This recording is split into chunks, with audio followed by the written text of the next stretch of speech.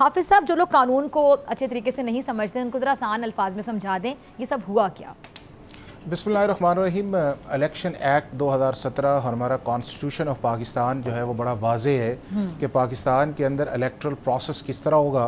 और उसके बाद ये है कि अगर इलेक्शन प्रोसेस मुकम्मल होता है तो उसके बाद अगर किसी को ग्रीवेंस है या पटिशन्स कोई फाइल करनी है तो उनका प्रोसेस जो है वो किस कॉन्स्टिट्यूशनल प्रोविजन के नीचे आएगा, किस लॉ के अंदर आएगा।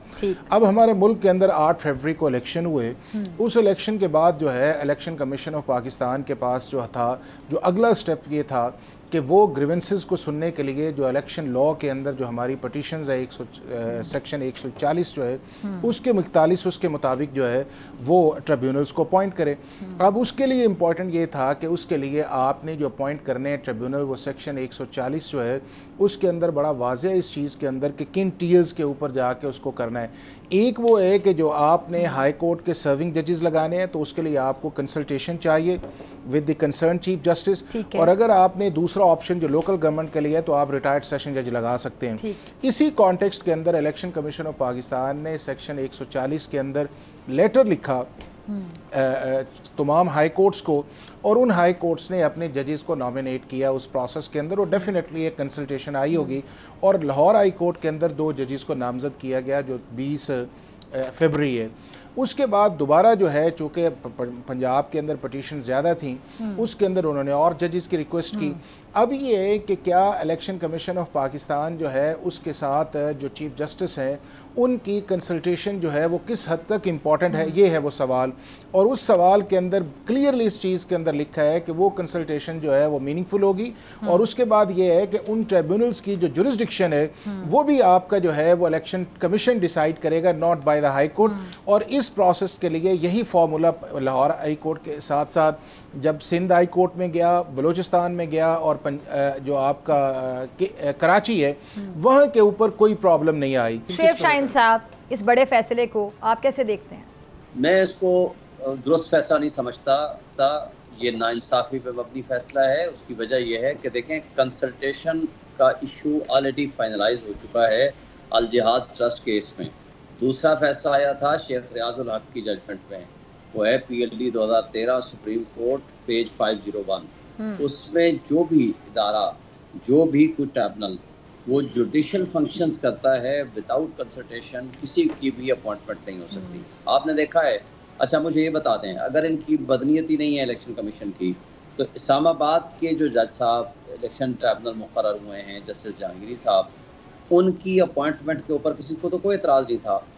Election commission with the consultation of chief justice of the concerned high court यानी इस्लामाबाद हाई कोर्ट के, वो नोटिफाई हो गए, उसने फंक्शन शुरू कर दी, काम शुरू कर दिया। वन फाइन मॉर्निंग जनाब उठते हैं जो कठपुतली MNAs बनाए गए हैं जो 50-55 हज़ार की लीड से आ रहे हुए हैं, वो उठते हैं जाकर के एक एप्लीकेशन फॉर ट्रांसफ़र देते हैं और इलेक्शन कमीशन उनको ट्रांसफ़र कर देता है विदाउट सर्निंग एनी रीजन। उसके अंदर 2 रीज़न होती हैं, लीगल रीजंस। आज भी जो जस्टिस काजी फाइज साहब के पास अगर उसके ऊपर ऑब्जेक्शन आया है तो उस ऑब्जेक्शन को उनको डिसाइड करना चाहिए था, उनकी रीजनिंग पूछनी चाहिए थी कि जी आप अगर हमारे ऊपर एतराज़ कर रहे हैं तो उसकी, देखें कोई भी शख्स किसी जज के ऊपर 2 लीगल रीजंस होती हैं जिसके ऊपर एतराज़ कर सकता है। जी आप रिक्यूज़ करते हैं, आप इस बेंच पे ना बैठें, फैसला उसी जज ने करना होता है। उसमें एक है बायस, एक है आपका कन्फ्लिक्ट ऑफ इंटरेस्ट। अगर ये 2 चीज़ों में से कोई एक चीज़ सब्सटेंशिएट कर दे कोई भी शख्स, कोई भी पटिशनर, तो जज साहब कुछ कहना चाह रहे हैं। शुएब भाई, जो आप जिस रेफरेंस इस्लामाबाद के अंदर कर रहे हैं वो तो आज सुप्रीम कोर्ट में मैटर ही नहीं था। और वो तो देखें कि इस्लामाबाद हाई कोर्ट ने उस इलेक्शन कमीशन ऑफ पाकिस्तान के ऑर्डर को सस्पेंड कर दिया है। हाफिज साहब मेरी बात मुकम्मल होने दें, आप इंटरप्ट ना करें, मैं आपको उसको वाज़ेह कर रहा हूँ। देखें, जो बात मैं इस्लामाबाद हाई कोर्ट के हवाले से नहीं कर रहा, मैं कह रहा हूँ इस्लामाबाद हाई कोर्ट का एक आस्पेक्ट है, इसलिए कि हमारे केसेस भी उठा करके एक रिटायर्ड जज को लगा दिए गए, भेज दिए गए और बगैर किसी वजह के। और यहाँ जो लीगल ग्राउंड से आज जो काजी फाइसा साहब के ऊपर एतराज़ आया कि आप के ऊपर मिसट्रस्ट है, नो कॉन्फिडेंस है हमारे क्लाइंट का, तो जज साहब का ये फ़र्ज़ था, चीफ जस्टिस साहब पूछते अच्छा जी मुझे रीज़न दें, मेरे पास अगर राइटिंग में कोई एप्लीकेशन देनी है वो दें, मैं आपसे उन रीजंस के ऊपर मुत्तफ़िक़ हूँ या नहीं हूँ उस पर फैसला करते हैं। और सबसे पहले जब आप किसी के ऊपर नो कॉन्फिडेंस करते हैं तो अच्छा चलिए शुएब साहब ये बता दें, आपको इससे फ़ायदा हुआ है या नुकसान हुआ है? देखिए फ़ायदा नुकसान की कोई दूसरी राय नहीं है, लेकिन एक नुकसान है कि ये ट्रायल डिले हो गया।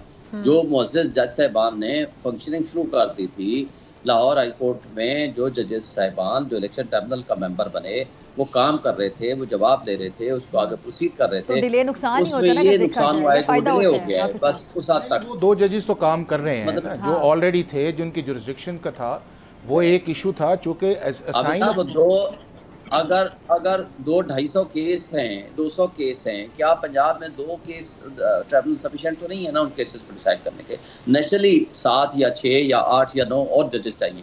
अब उसके लिए जिन लोगों ने फंक्शनिंग शुरू कर दी थी नए 6 जजेस ने, अब अगर वो काम रुक जाएगा ना उन 6 जजेस की हद तक, और वो रुक जाएगा तो महीना लगता है, 6 महीने लगते हैं, 2 महीने लगते हैं, वो तो फिर जब दूसरे जज साहिबान के पास जाएगा फिर वहीं से वो शुरू करेंगे। दैट इज़, मैं उस तरफ तवज्जो दे रहा था, बाकी कोई ऐसी बात नहीं। सब्सक्राइब करें और बेल दबाएं ताकि कोई खबर रह न जाए।